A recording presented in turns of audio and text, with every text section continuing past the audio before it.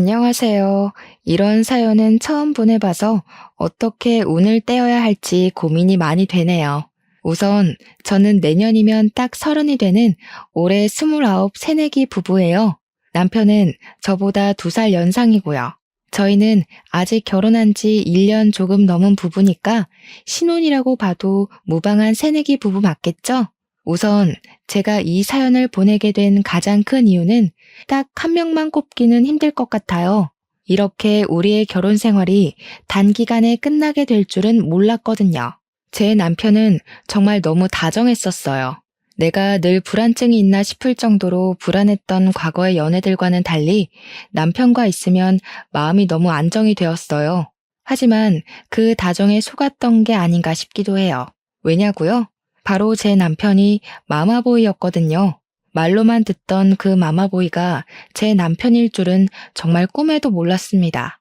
물론 이제는 전 남편이 된 사람이지만 그래도 남편이라고 칭하며 제 사연을 들려드리도록 할게요.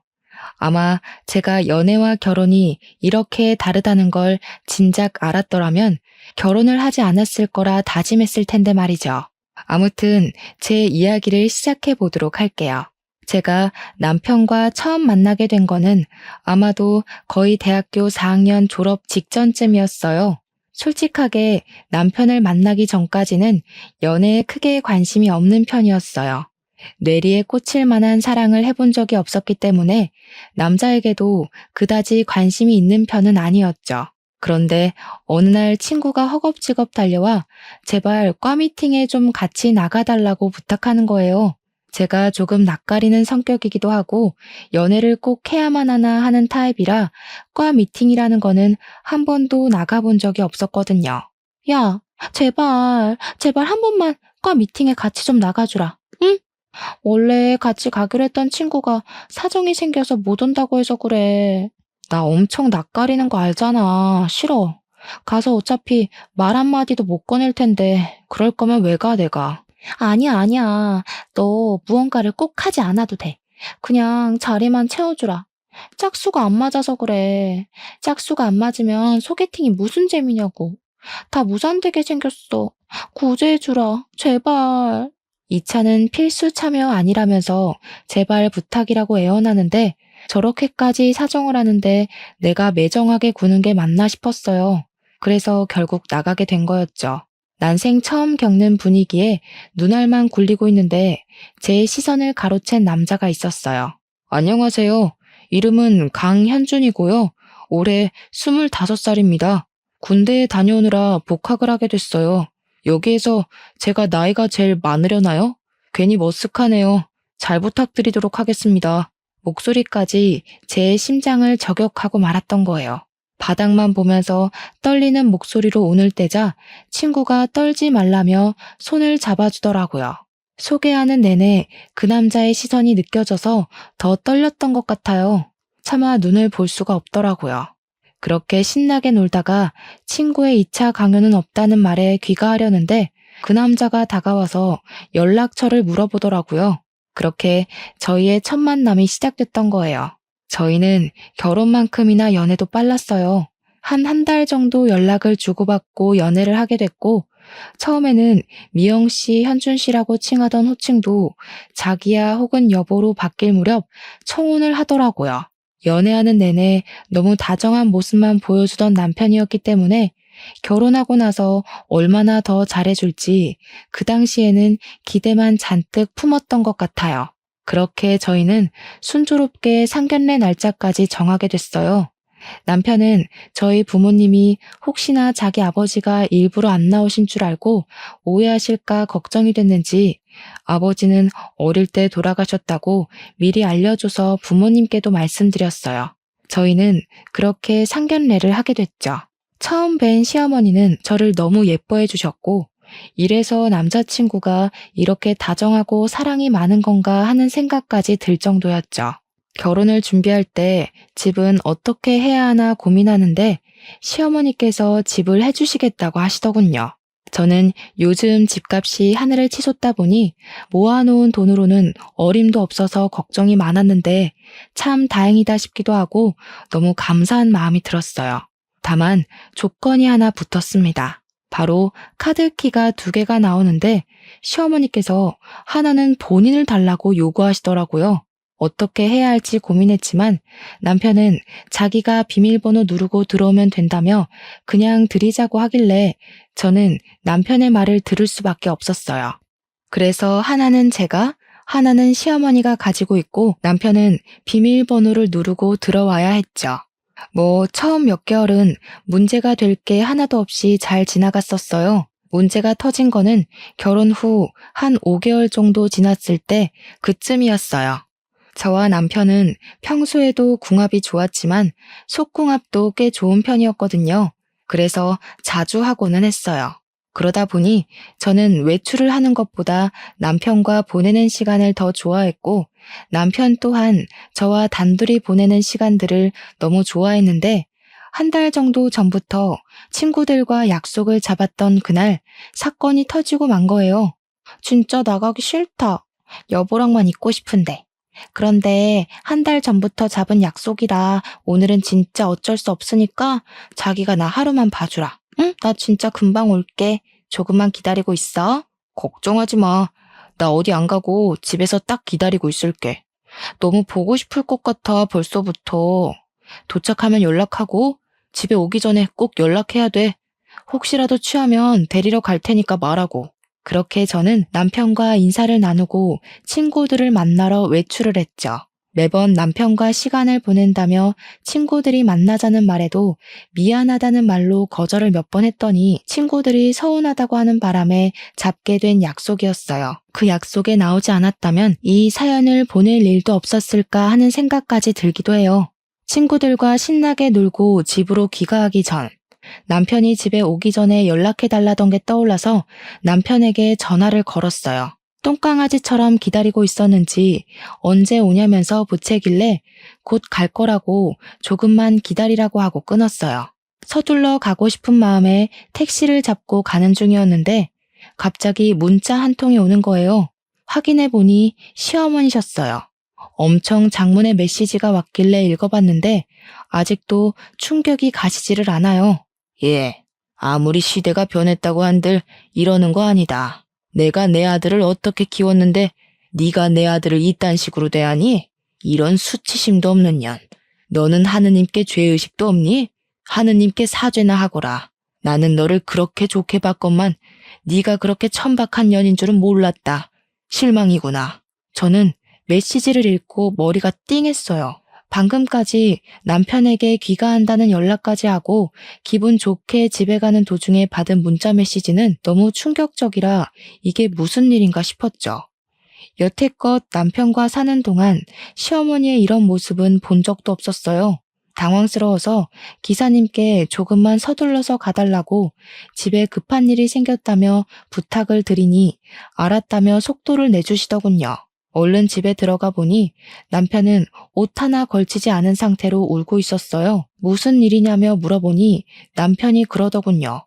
그게 내가 자기가 곧 귀가한다고 하길래 내가 오늘 너무 이벤트를 해주고 싶어서 자기 놀라게 해주려고 했는데 하필 그때 엄마가 들어오셔가지고 내 모습 보고 가신 것 같아. 우리 엄마 화 많이 난 것 같은데 어떻게 하지 자기야? 아, 나 이런 적 처음이라 어떻게 해야 할지 모르겠어. 그러면서 눈물을 그칠 줄을 모르더라고요. 남편에게 들은 사연은 정말 웃음도 안 나오더라고요. 사연은 이랬습니다. 남편이 저를 위해 이벤트를 준비해주고 싶어서 에이프런 앞치마만 걸친 채 저를 기다리던 중이었는데 갑자기 문이 열리는 소리가 들렸고 남편은 제가 들어오는 줄 알고 그 차림으로 오셨습니까 사모님 하며 달려 나왔다는 거 아니겠어요? 남편은 시어머니랑 눈이 마주쳐서 깜짝 놀라서 방으로 들어갔다가 나왔는데 남편의 차림새를 본 시어머니께서 반찬을 가져다 주려고 오셨다가 화가 잔뜩 나서 반찬만 두고 돌아가셨다는 거였어요. 너무 당황스러웠지만 남편을 달래는 게 급선무 같아 남편을 달래준 후 시어머니에게 전화를 걸어봤어요. 제 입장에서 그런 상륙을 들은 게 당황스러웠지만 시어머니께서도 그런 아들의 모습을 보는 게 많이 당황스러우셨을 거라 어떻게든 이해해 보기로 하고 자초지종 설명을 하고 오해를 풀고 싶어 전화를 걸었어요. 그런데 시어머니께서는 단단히 화가 나셨는지 제 전화를 받지 않으시더라고요. 아마 이때부터였던 것 같아요. 시어머니가 저를 미워하기 시작하셨던 게, 제 연락을 전혀 받지 않으시다 보니 남편은 본인이 어떻게든 시어머니 기분을 풀어보겠다며 매일 시어머니 댁으로 퇴근을 했어요. 그렇게 시어머니 댁에 가면 집에는 거의 들어오지 못하고 바로 출근하는 날이 허다했죠. 그래도 보통 신혼집에는 들어오지 않나요? 이해도 안 가고 서운한 마음도 들었지만 시어머니가 저희 엄마라고 생각해도 나는 남편처럼 행동했겠지, 아마 그랬을 거야 하면서 이해해 보려고 노력했어요. 자기 엄마인데 어쩌겠나 싶은 마음으로요. 그런데 몇 달을 그렇게 해도 참았는데 그 강도는 심해지면 심해졌지 줄어들 틈이 보이지를 않았어요. 결국 사건이 하나 터지게 된 거예요. 어떤 영문인지는 몰라도 남편이 휴가를 열흘 정도 얻게 되었다고 하더라고요. 최근 남편이 회사 일 때문에 바쁘기도 했고 시어머니 기분을 풀어드리겠답시고 집에도 잘 들어오지 않아 오래간만에 둘만의 시간을 보내야겠다는 생각이 들었죠. 그래서 태어나서 해외여행을 한 번도 가본 적 없었던 저는 이 기회에 해외여행을 가보자고 남편에게 이야기를 꺼내게 됐어요. 저는 당연히 남편도 좋아할 줄 알았는데 제 착각이었더라고요. 자기야, 우리 요즘 너무 같이 시간을 보내지도 못했고 여행 안 가본 지도 꽤 됐잖아. 당신 휴가 동안 해외여행 다녀오는 거 어때? 늘 국내만 다녀봤지 해외는 한 번도 가본 적 없잖아. 나 태어나서 한 번도 못 가봐서 너무 가보고 싶어. 자기야, 미안한데 엄마가 이번 휴가에 일주일 정도는 엄마랑 같이 있어달라고 하시네. 엄마가 기분이 아직 안 풀리셔서 엄마가 하자는 대로 해야 할 것 같아. 우리 여행은 2, 3일 정도만 다녀오는 걸로 하자. 자기가 가자는 곳으로 갈게. 자기가 가고 싶은 곳으로 가자. 순간 머리를 한 대 맞은 기분이었어요. 지금 내가 잘못 들은 건가 싶었죠. 물론 시어머니 기분이 상하셨다는 것은 알지만 몇 달을 집에 들어오지도 않고 시어머니 곁만 지켜도 다 이해해 주려고 노력했는데 슬슬 한계가 오는 기분이었어요. 날이 가면 갈수록 이게 내 남편인 건지 시어머니 남편인 건지 헷갈릴 정도였죠. 결혼 초에는 저에게서 떨어질 줄 모르던 남편은 저랑 있는 시간보다는 시어머니와 보내는 시간이 더 많아졌고 저와 있는 시간이 예전에 비해 현저히 줄어드는 게 확 느껴질 정도였어요. 쉬는 날 시어머니네 가는 날이면 늘 주말 내내 자고 오기 일쑤였기 때문에 신혼집으로 귀가하는 거는 기대조차 하지 말아야 했고요. 그렇게 주말에는 늘 혼자 자야만 했어요. 남들이 연애를 해도 외롭다고 하는 감정이 이런 감정인 걸까 하는 생각까지 들더라고요. 너무 속상해서 혼자 울면서 잠든 나날들이 얼마나 많은지 몰라요. 결국 참다 속이 터진 저는 남편에게 전화를 했어요. 도대체 집에는 언제 들어올 생각이야? 집에 들어올 생각은 있어? 벌써 한 달도 넘었어. 이 정도 기다려줬으면 꽤 많이, 오래 잘 참고 기다려준 거 아니야? 더 기다려야 해? 당신은 나랑 결혼한 거야? 어머님이랑 결혼한 거야? 제발 하나만 해. 아니, 당연히 자기지. 무슨 말을 그런 식으로 하냐? 같이 못 있어줘서 서운한 거는 알겠는데 말이 좀 심하다. 우리 엄마한테는 나뿐이잖아. 이것도 이해 못 해줘? 알아요. 결혼 전에 시아버지가 돌아가셨다고 해서 시어머니와 서로 많이 의지했겠거니 예상은 했지만 제가 생각했던 것보다 더 시어머니와 더 애틋한 것 같았어요. 하지만 그거는 결혼 전에나 그런 거잖아요. 애기도 낳아야 하고 한 가족의 가장인데 이런 식으로 굴면 안 되는 거잖아요. 제가 생각해도 나냐 어머님이냐 하는 질문은 제법 많이 유치했다는 것 알아요.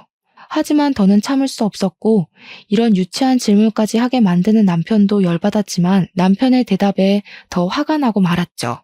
세상에 가스라이팅도 이런 가스라이팅이 없었어요. 그렇게 한없이 다정하기만 하던 제 남편도 사라지고 한없이 저를 예뻐해 주셨던 시어머니도 안 계셨죠. 제 잘못도 아닌데 시어머니는 제가 어찌나 미우셨는지 그때부터 시월드가 시작됐어요. 평소에는 열쇠를 가지고 계셔도 늘 미리 연락을 주고 오시거나 초인종을 누른다거나 하셨는데 이제는 그런 기본적인 매너는 챙기기도 싫으신 듯 무단으로 열고 들어오시는 것은 기본이었어요. 그때부터 시어머니가 오실 때마다 늘 긴장이 됐어요. 예, 너는 집 꼬락서니가 이게 뭐니? 이 먼지 좀 봐. 이러니까 우리 현준이가 집에 가기 싫다고 그러지. 밥은 있니? 아이고, 이게 다 며칠이나 묵힌 거니? 반찬도 없지? 냉장고 정리는 또 왜 이렇게 안 하니? 으이그, 아주 네가 그러고도 여자니? 늘 이런 식으로 자꾸만 혼을 내시고 잔소리를 하기 일쑤였어요. 처음에는 솔직히 너무 긴장도 되고 무서워서 그저 죄송합니다, 죄송합니다 하기만 바빴어요. 그런데 가만히 듣고 있으니 황당하더라고요. 남편이 집에 가기 싫다고 한 게 아니라 본인이 안 놔주신 거면서 웃음도 안 나오더군요. 대충 다시 청소했다 싶어 조금이라도 쉬려고 하면 시어머니는 다시 저를 부르시고는 했어요. 얘야, 저녁 먹을 시간 됐다. 얼른 상 차려라. 아, 냉장고에 먹을 것도 없던데 장부터 봐야 하는 것 아니니? 너 또 게을러서 아직도 장 안 봤지? 얼른 다녀와라. 안 그래도 남편한테 부탁해뒀어요. 마트에 들러서 오는 길에 좀 사달라고요. 곧 올 거라 남편 오면 금방 준비해 드릴게요. 뭐? 정신 나갔니? 이게 어디 일 다녀와서 피곤한 남편한테 일을 시켜? 빨리 안 다녀와? 너 늘 그렇게 네 남편 시켰니? 그러면서 화를 내시는 게 아니겠어요? 너무 어이가 없었어요. 제가 뭐 집에서 놀기만 하는 것도 아니고 저도 직장인인데 말이에요. 하필 오늘이 휴무라서 집에 있던 건데 시어머니 눈에는 제가 노는 걸로만 보이셨나 봐요. 그날 남편이 귀가해서도 시어머니께서는 남편한테도 한마디를 하시더군요. 이놈의 자식아, 너는 내가 그렇게 가르쳤니? 어디 사내 새끼가 장을 봐오란다고 장을 봐와? 어? 그런 거는 남자가 하는 게 아니야. 요즘 세상이 어떤 세상인데 이런 차별을 겪어야 하나 싶어 너무 서러웠어요.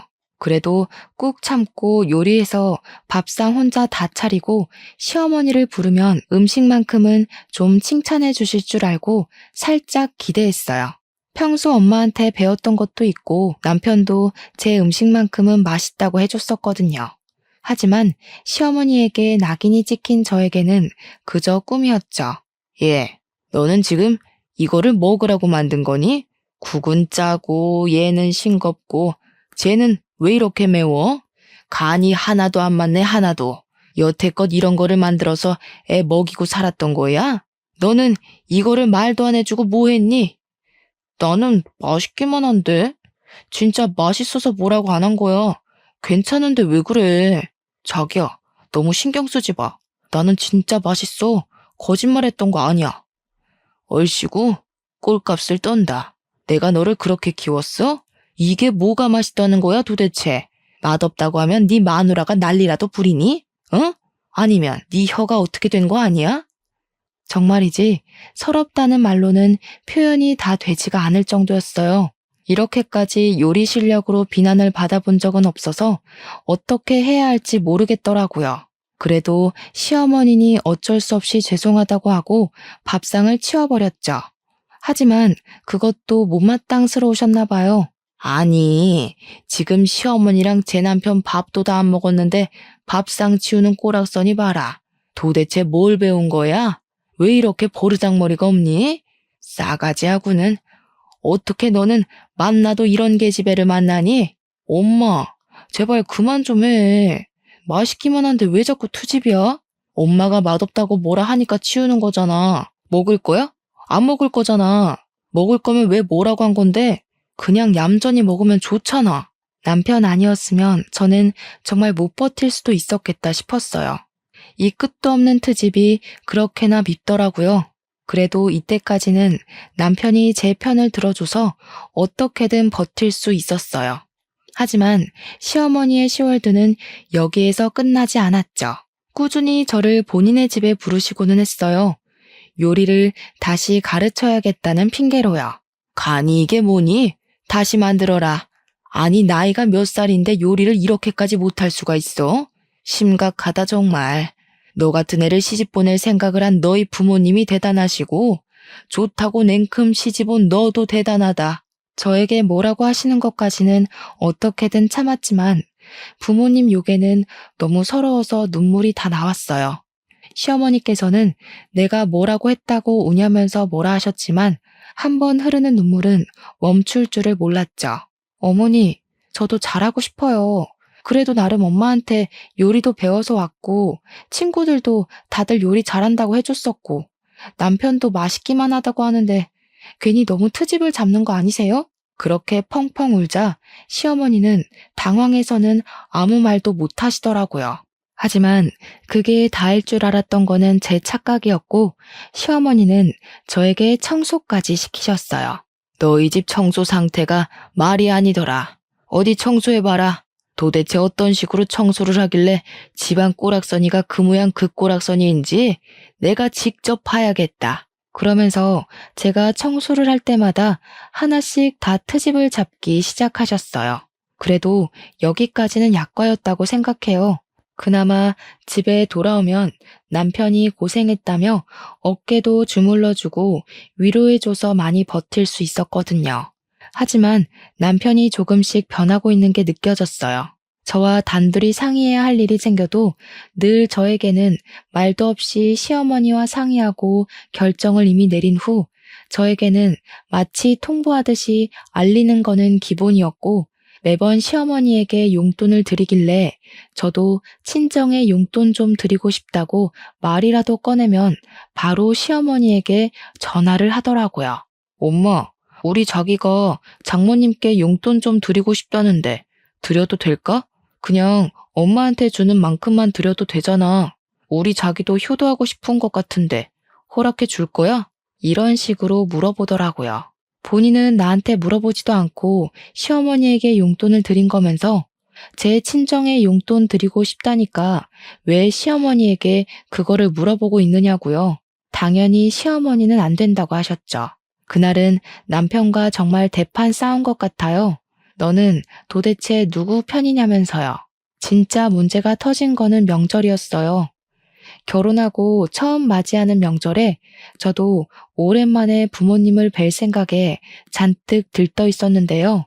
시댁에 먼저 가서 인사를 드리는데 시어머니께서는 피곤하다는 것을 이유로 저에게 일을 다 떠맡기고는 누워서 쉬고만 계셨어요. 물론 일도 저 혼자 다 해야만 했고요.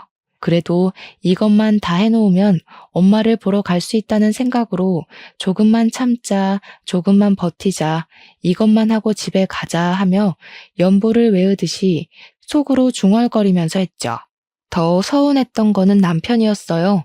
평소라면 제 편에서 같이 도와줬을 남편이 시어머니 눈치를 보느라 시어머니 옆에서 누워만 있더라고요.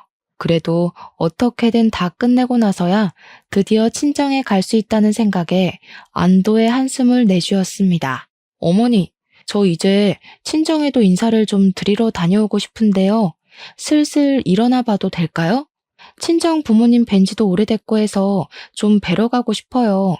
요즘 바빠서 통 못 배웠거든요. 네가 드디어 정신 나갔구나. 어디 결혼한 여자가 시댁을 버리고 친정에 갈 생각을 해. 나 때에는 그런 거는 상상도 못했다.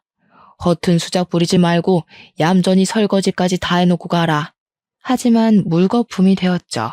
시어머니는 저를 놓아줄 생각이 없으시더라고요. 하라는 것도 다 했는데 이렇게까지 억지로 안 놓아주실 줄은 몰랐던 거예요. 그래서 남편에게 가서 말했죠. 오늘 친정에 간다고 부모님한테 다 말씀을 드려놔서 부모님도 잔뜩 기대하고 계시는데 어떡해.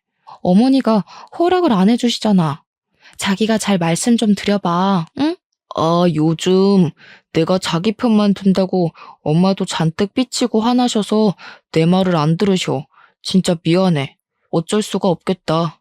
그냥 내년에 꼭 가겠다고 말씀드리고 내년에 더 맛있는 것도 사드리고 그러자. 남편에게도 너무 실망스러웠어요. 남편만큼은 제 편이라고 생각해서 여태 시어머니가 아무리 갈구셔도 다 참고 넘어갈 수 있었던 건데 남편마저 저에게 등을 돌린 것만 같은 기분이 들더라고요. 배신감도 드는 것 같았어요. 여태껏 우리 친정에는 신경 한 번도 안 써주고 저는 시댁에만 용돈을 드리고 해도 다 이해하고 넘어가 줬는데 이게 뭔가 싶었어요. 당신 진짜 많이 변한 거 알아? 혹시 사랑도 식었니? 나랑 이혼하고 싶어서 그래? 나는 그래도 당신이 내 편이라고 생각해서 믿고 버틴 건데 오늘은 조금 많이 실망스럽다. 그러고는 울면서 밖으로 뛰쳐나왔어요. 남편이 꾸준히 전화를 걸었지만 일부러 받지도 않았어요. 그리고 바로 친정으로 가서 부모님께 하소연을 했죠. 부모님께서는 단단히 화가 나셔서는 당장 이혼하라고 네가 뭐가 아쉬워서 그런 취급을 당하면서 버티고 있었냐고 하시더라고요. 남편 하나 보면서 버텼지만 이제 내 편도 아닌 남편 때문에 더는 버틸 이유가 없겠다 싶어지니 친정 부모님 말씀에 저도 모르게 수긍을 하게 됐어요.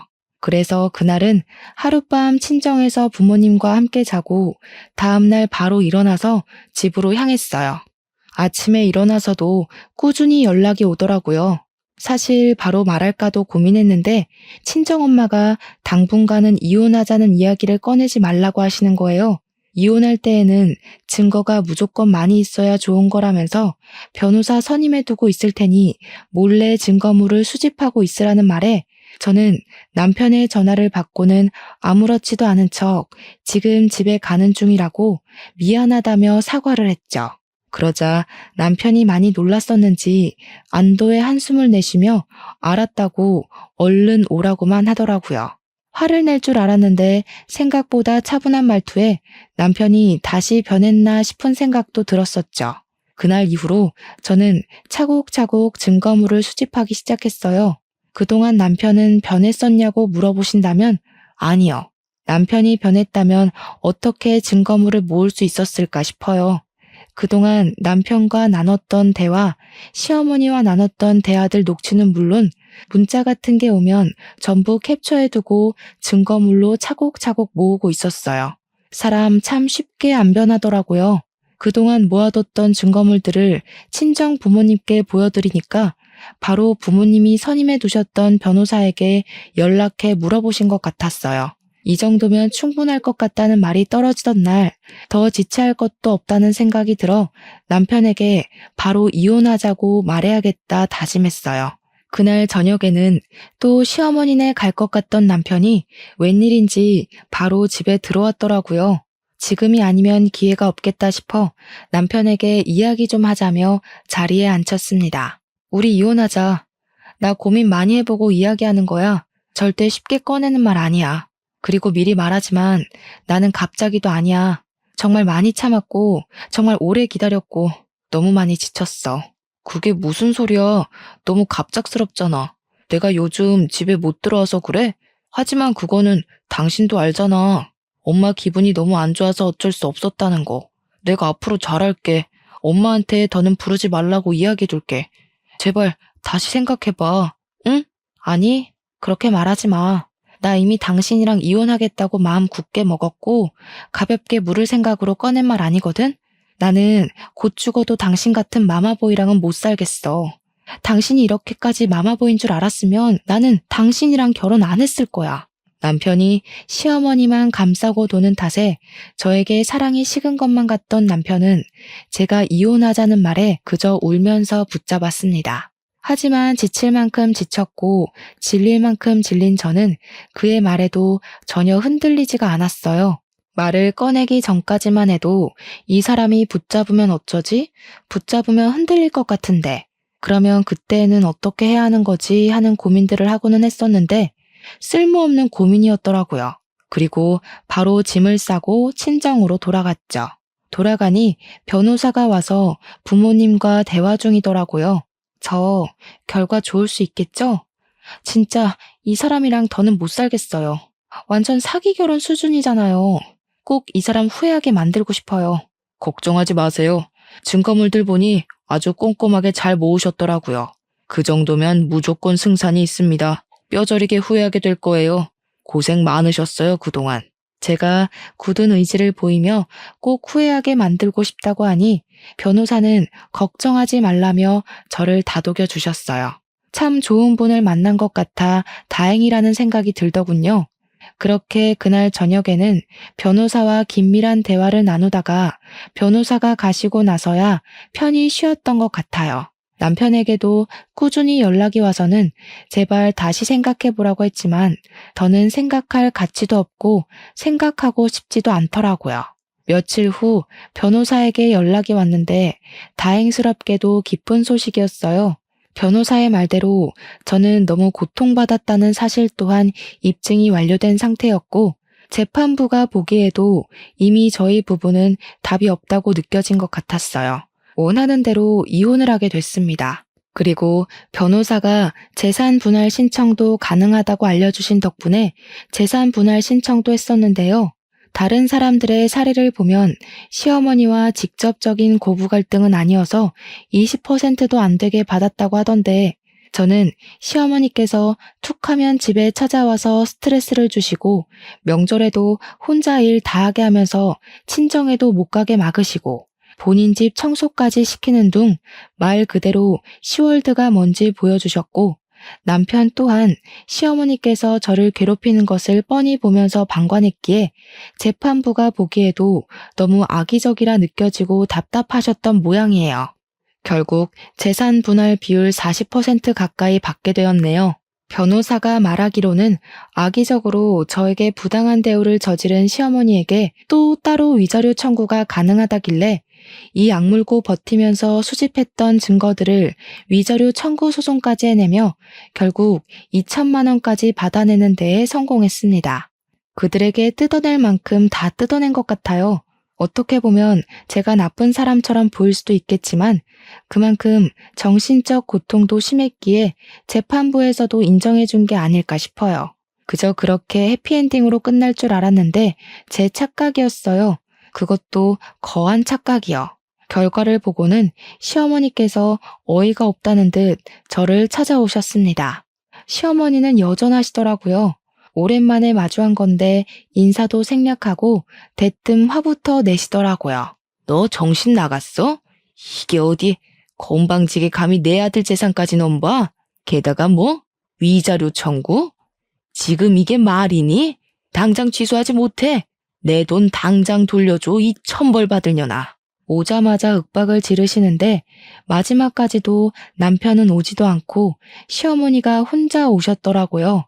이 인간은 아직도 자기가 초등학생인 줄 아는 건지 너무 정이 떨어졌습니다. 결국 최대한 예의를 차리려고 노력했지만 다시는 보고 싶지 않은 마음에 예의고 뭐고 할 말은 해야겠다 싶더라고요.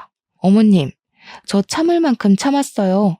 어머님이 오해하셨던 그 상황도 제가 시킨 게 아니라 현준 씨가 이벤트를 해주겠다고 말도 없이 했던 일인데 왜 저한테 그러세요? 이게 어디 따박따박 말대꾸니? 누가 먼저 시작을 했든 그게 무슨 상관이야. 우리 애가 그딴 취향일 리가 없어. 다 사악한 네가 우리 애를 잘못 물들인 거지. 알겠니? 이 사탄 같은 계집애. 최대한 예의를 지키고 대우를 해드리려고 했는데 어머님은 정말 안 되겠네요. 지금 이러시는 것까지 증거물로 보내서 재산 더 뜯기고 싶으세요? 아마 저에게 되게 유리한 싸움이 될 것 같은데. 원하신다면 어디 한번 해보세요. 더는 참고 있을 생각 추호도 없으니까요. 시어머니께서는 제 말에 할 말을 잃으셨는지 그저 건방진 것, 어떻게 저런 게 우리 집에 시집을 왔는지 모르겠다며 투덜거리시더군요. 그러더니 남편에게 전화를 걸어 빨리 여기 와보라고 이 계집애가 나한테 어떻게 굴고 있는지 아냐면서 소리를 지르시는데 무슨 시트콤이라도 찍는 줄 알았습니다. 도대체 제가 뭘 그렇게 잘못했냐고요. 시어머니는 저에 대한 오해를 풀 생각이 전혀 없으셨던 것 같아요. 저만 어떻게든 오해를 풀려고 노력했던 거였죠. 그리고 어머니, 착각하지 마세요. 제가 먼저 꼬신 게 아니라 어머니 아들이 먼저 저 꼬신 거예요. 자꾸 제가 아무것도 모르는 순수한 아들을 꼬신 꽃뱀 같은 걸로 오해하시는 것 같아서요. 누가 먼저 꼬신 건데 아무것도 모르면서 저런 말을 뱉으시는 건지 영 기분이 상해서 이대로는 참을 수가 없겠다는 생각이 들어서 한마디 했더니 마치 분하다는 것처럼 씩씩거리며 돌아가시더군요. 시어머니가 집으로 돌아가시고 남편에게 문자를 한 통 남겼습니다. 당신은 어떻게 헤어지는 그 마당에도 이렇게 생각이 없니? 직접 와서 할 말을 하든가. 어머니를 혼자 보내는 게 말이 돼? 참 한심하다. 정신연령 어린 티 내지 말고 우리 다시는 보지 말자. 그렇게 보내고 한 10분 정도 지났을까요? 시어머니에게 버르장머리 없는 게 정신 나갔냐느니 쌍욕이 날아오더군요. 너는 내가 아까는 봐주고 왔더니 그새 또 우리 아들한테 이딴 메시지를 남겨? 우리 애가 보낸 게 아니라 내가 너한테 따지려고 간 거다 이년아. 또 이딴 메시지 보내기만 해봐 아주. 또 시어머니에게 제 문자를 보여주며 여기에 뭐라고 답장하냐고 물어봤을 게 뻔했죠. 그 인간은 안 봐도 비디오였어요. 참 달라질 게 없는 인간들이다 싶어 더는 상종하고 싶지 않아서 차단했습니다. 결혼하기 전에는 이런 결말을 전혀 예상하지 못했었어요. 결혼 후 그이가 마마보이라는 사실을 알게 되었을 때에도 꾸준히 제 편을 들어줬다면 아마 저는 이 지겨운 결혼 생활도 끝까지 버틸 수 있다며 악착같이 붙어 있었을 것만 같네요. 하지만 다행인 건지 몰라도 결국 이렇게 이혼을 하게 되었습니다.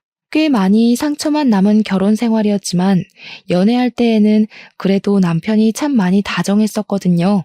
시어머니 또한 연애 초반에는 저에게 너무 잘해주셨고요. 그저 본인 어머니에게 잘하는 편이라고 생각해서 우리 친정에도 잘해줄까 하고 기대했지만 그저 제 착각이었구나 싶네요. 이렇게 뒤늦게나마 이들의 본 모습을 알게 되어 다행이라는 생각 중이에요. 요즘 저는 이혼을 하면서 받아낸 돈으로 가게를 하나 차리게 됐어요. 뭐 큰 가게는 아니고 소소하게 동네에 카페를 차려서 운영 중이랍니다. 취미로 베이커리도 배워서 직접 쿠키나 빵 같은 것도 같이 판매하니 생각보다 장사가 잘 되더라고요. 덕분에 동네 친구들도 많이 생긴 것 같아요. 사실 어릴 때 책을 하나 읽었는데 꿈은 돈으로도 살 수 없다고 하는 걸 보며 커피를 좋아하는 저는 카페를 차리고 싶다는 꿈을 가졌어요. 하지만 결혼을 하게 되면서 그 꿈을 접었죠. 그런데 이렇게 이혼하면서 받아낸 돈으로 꿈을 이루게 될 줄은 저도 몰랐지 뭐예요. 아, 중간에 전 남편에게 연락이 온 적도 있기는 했어요. 제발 다시 만나주면 안 되냐? 나는 너 없이 안 된다. 이제 엄마에게 의지 안 하겠다 애걸복걸을 하는데 그저 웃기더라고요. 전 남편이 안 그러겠다고 한다고 그게 고쳐질까 싶어요. 시어머니가 가만히 안 두고 둘둘 볶을 텐데 어느 누가 이 남자랑 결혼하려고 할까요?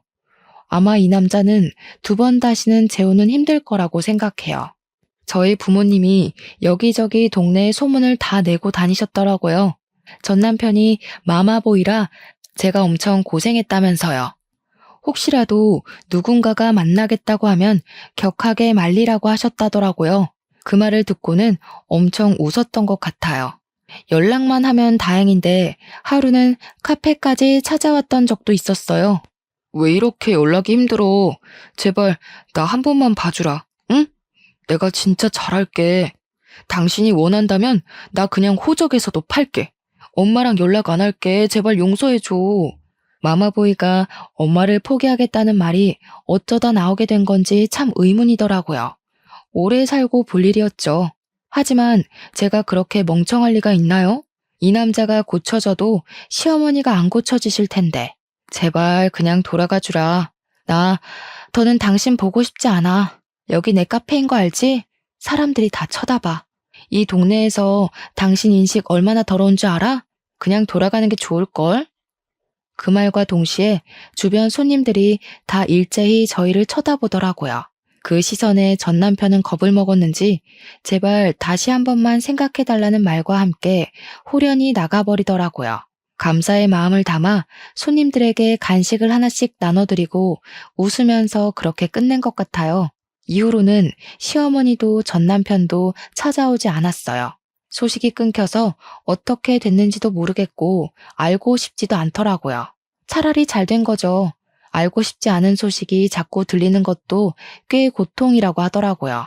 이대로 평생 안 들렸으면 하는 바람이지만 이 이야기는 요즘 제법 제 안주로 많이 씹히고는 한답니다.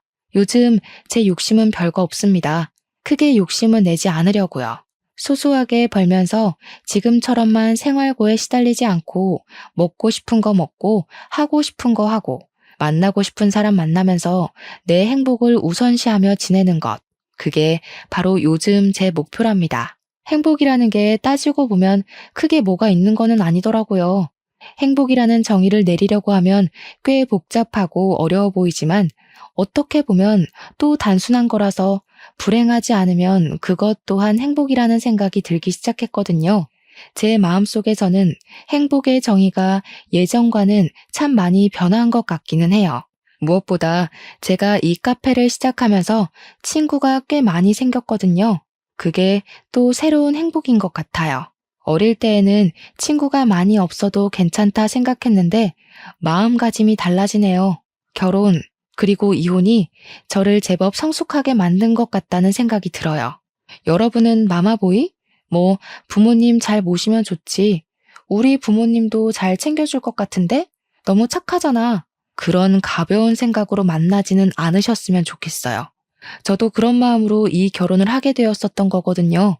자기 부모님에게도 잘하니 당연히 저희 부모님에게도 잘할 줄 알고 믿고 결혼한 건데 뒤통수 제대로 맞은 거죠. 늘 신중 또 신중하게 생각해 보시고 후회 없는 선택을 하셨으면 좋겠어요. 저처럼 상처받는 사람들이 더는 없었으면 좋겠다는 간절한 마음으로 이렇게 사연 보내봅니다. 세상의 모든 남자들이 아셨으면 좋겠어요.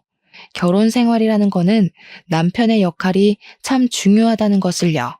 저는 남편으로 인해 배로 상처를 받았고 마마보이는 본인 엄마에게 싫은 소리를 전혀 하지 못하더라고요. 혼자 극복해야 하는 상황은 내 마음에게 상처만 주는 일이니 꼭 잘 확인해보고 결혼하셨으면 합니다. 제 사연을 들어주셔서 너무 감사합니다.